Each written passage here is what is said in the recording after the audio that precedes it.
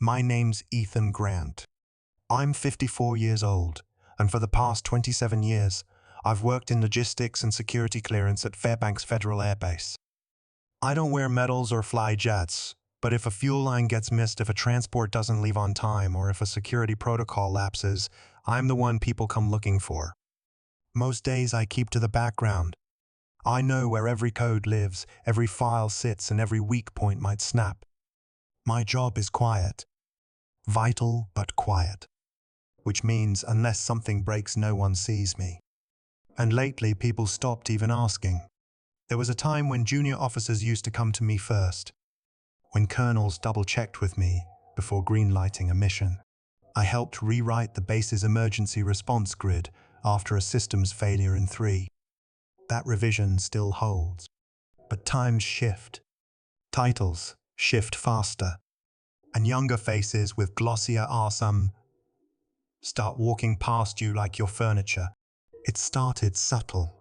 My name left off planning briefs. A system update installed without a courtesy ping. Then someone moved the logistics board into a different channel and no one thought to send me access. At first I told myself it was an oversight. People get busy. But then it kept happening. And the pattern spoke louder than any meeting invite could. They started calling me old school. Said it like it was charming, like I still used fax machines. I smiled. I kept working. But I always notice.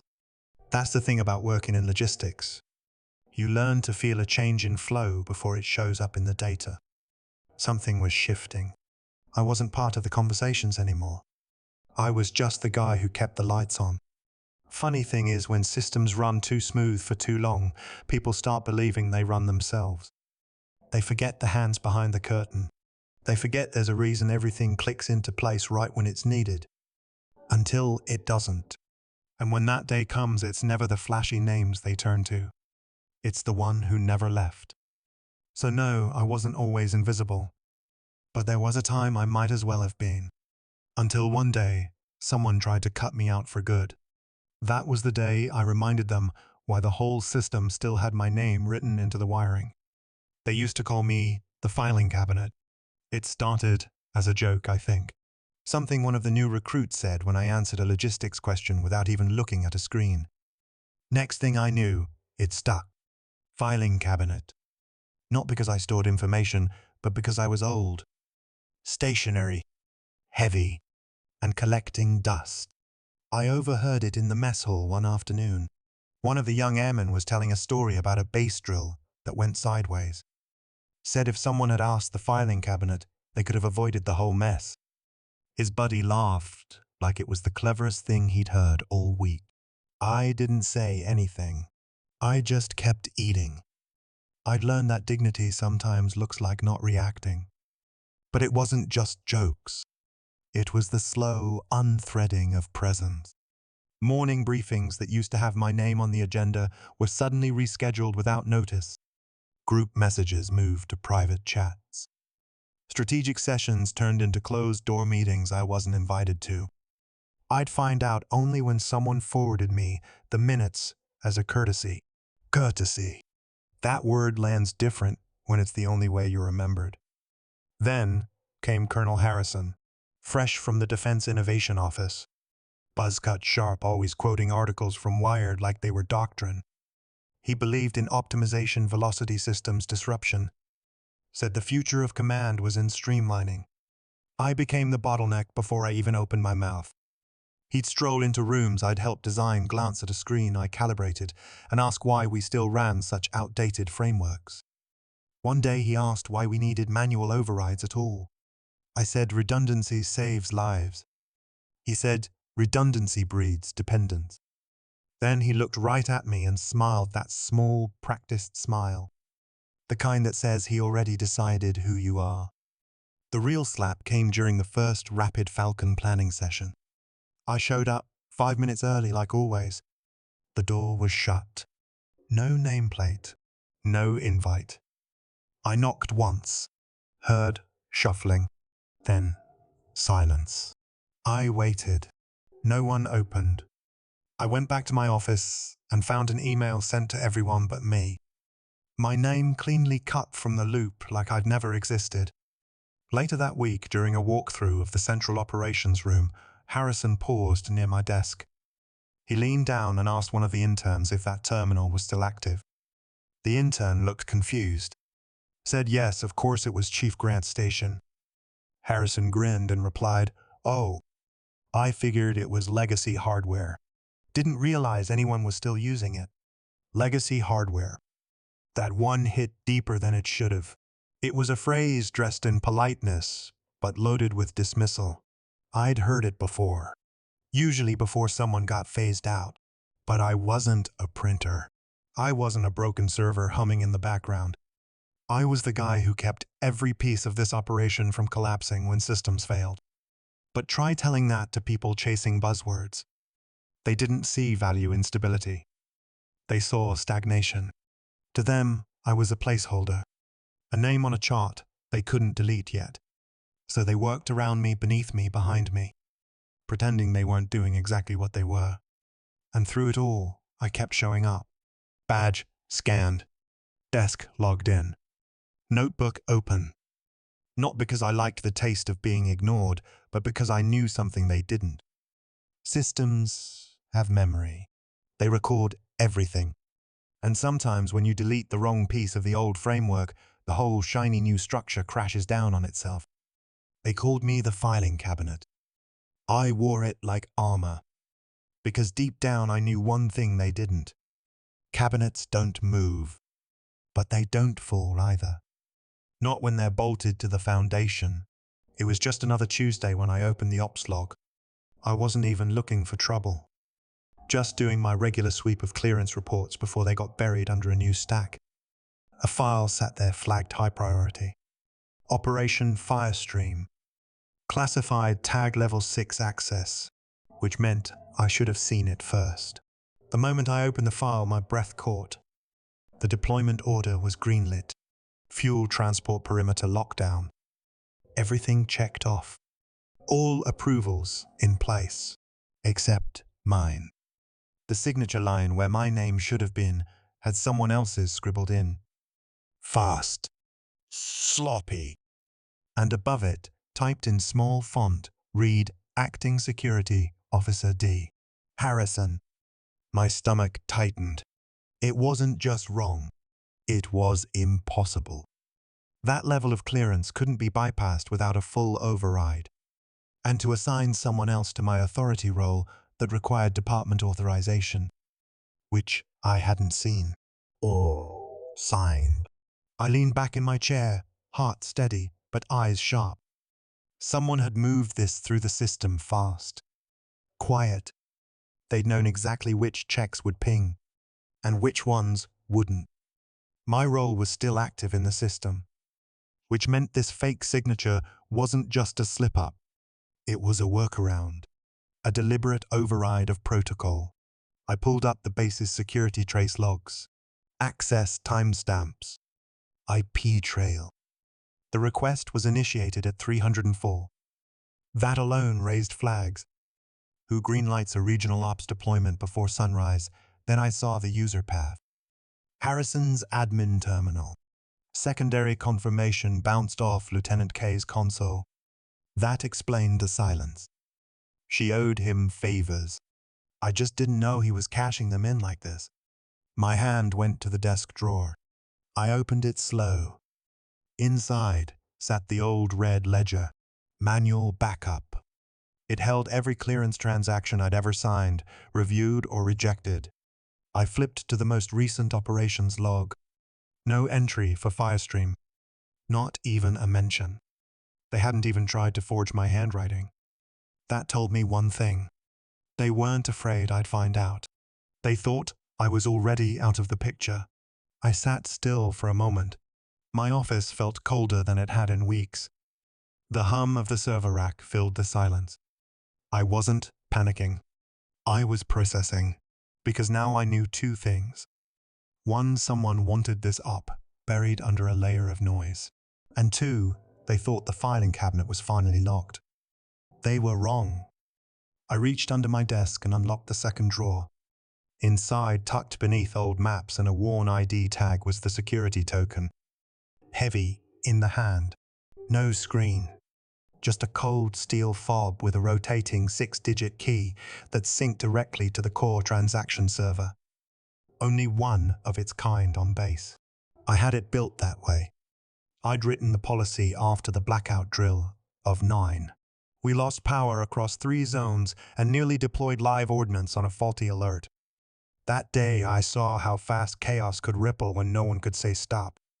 So I worked with Central Command's audit team and embedded a deadman switch, 1 layer above standard protocol, a condition that locked any transaction over mission-critical budget until a single human key was present. Me. Not just the password. Not a code someone could guess or lift from a desk. A physical token tied to my biometrics.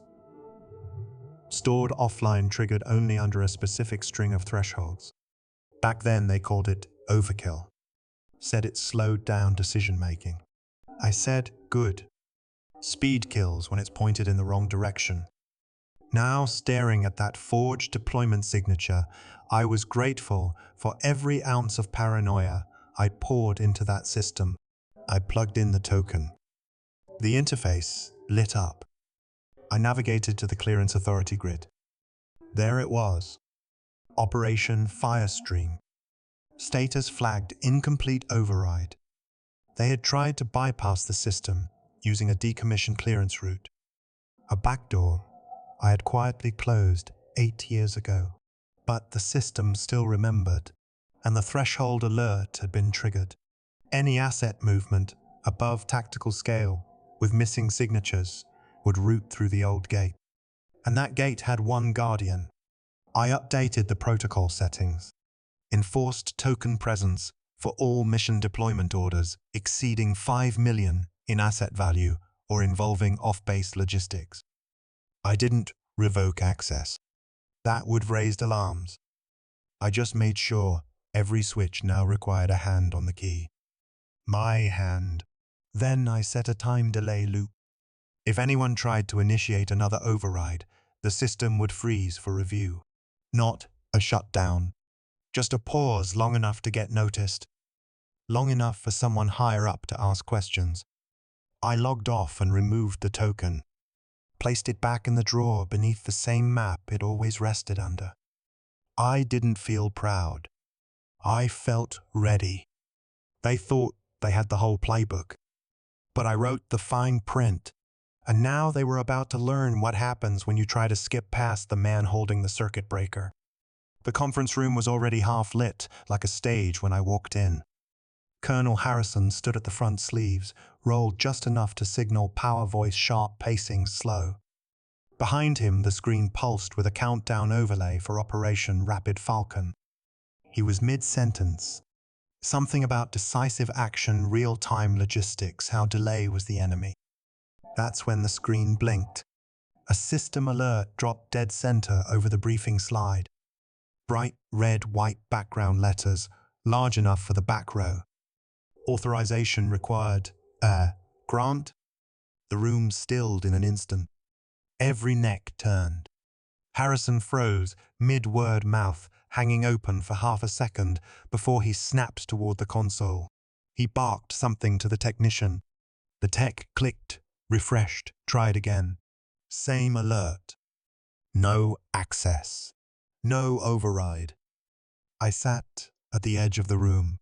Same seat I'd been assigned 3 years ago when they downsized the senior team and moved me out of core ops. I didn't move, just watched. Calm. Present.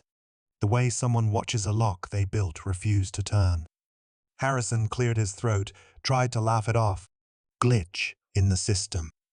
Must be some old protocol lag. But no one laughed. The alert stayed up, flashing once every 5 seconds. Static, cold, unmovable. Like truth.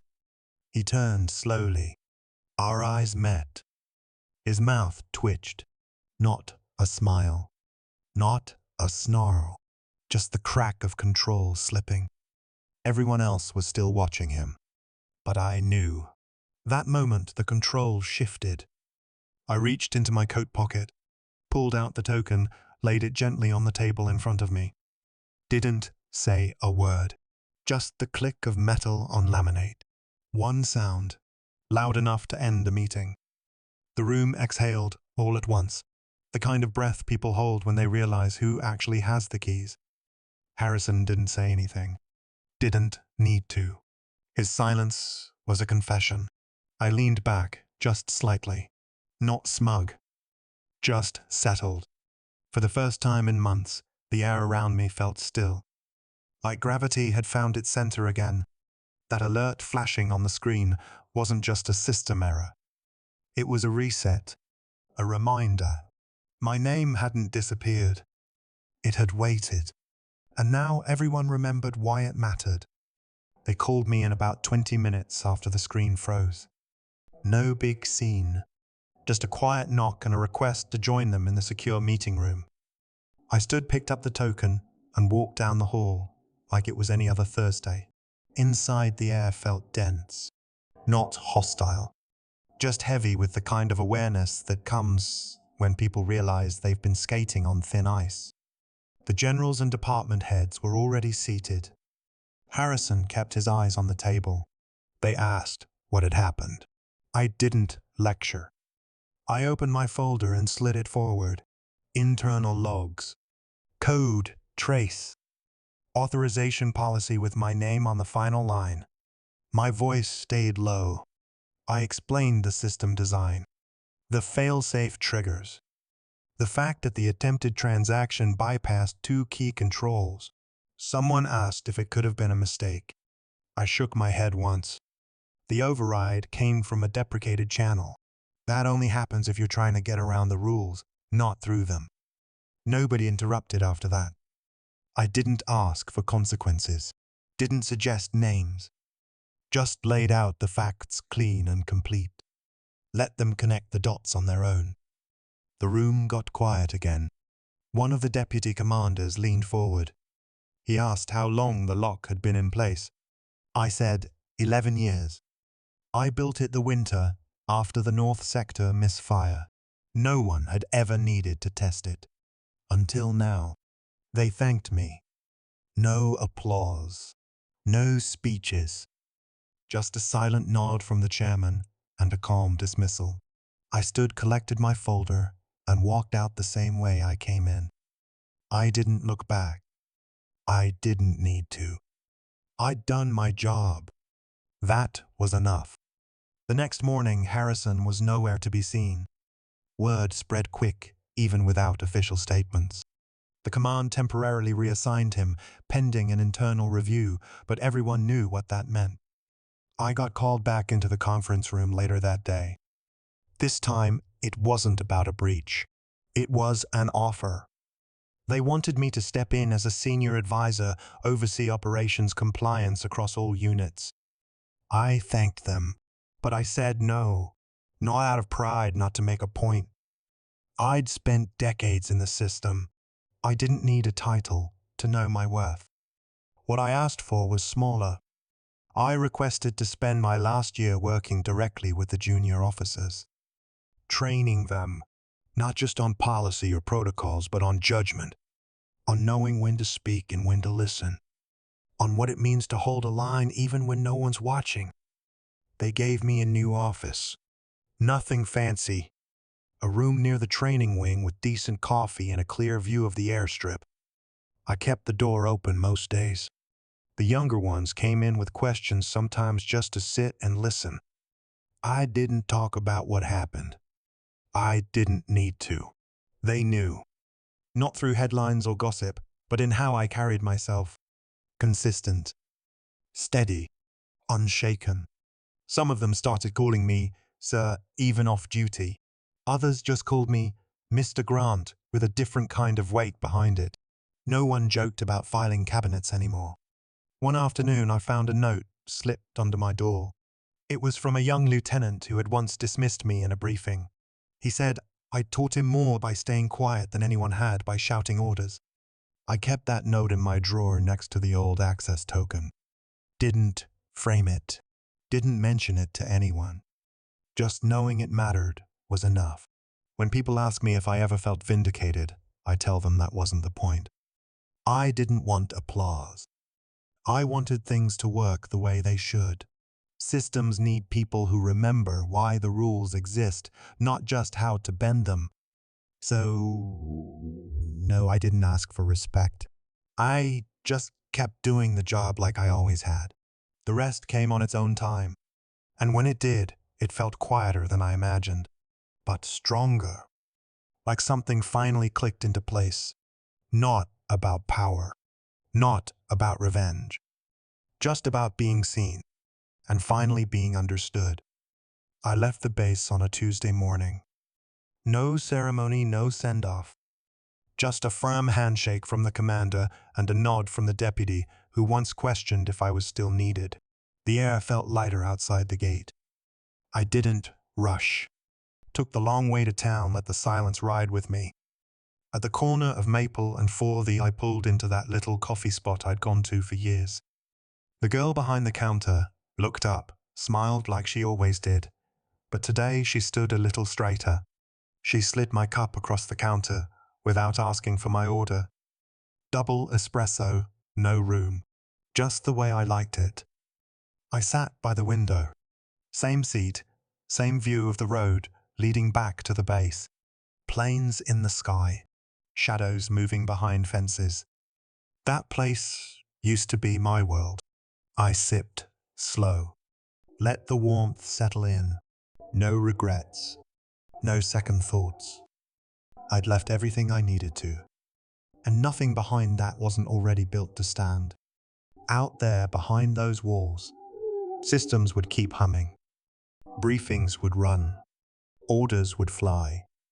But this time, they'd do it with a little more caution. A little more respect for the parts they used to overlook. I reached into my coat and ran my fingers along the edge of the token. Still in my pocket, even now. Just a habit. Maybe someday I'll let it go, but not yet. Before I left, one of the younger officers said something that stuck with me. He said people like me were the ballast, the weight that kept the whole thing steady. Not flashy, just essential. Harrison called it dead weight. Funny thing is, sometimes that's the only thing holding the system together. I finished my coffee, stood and gave the girl a nod. She smiled again like she knew, like everyone who ever worked in the shadows knows. We don't need to be loud to matter. We just need to hold the line until the next one's ready. And that's enough.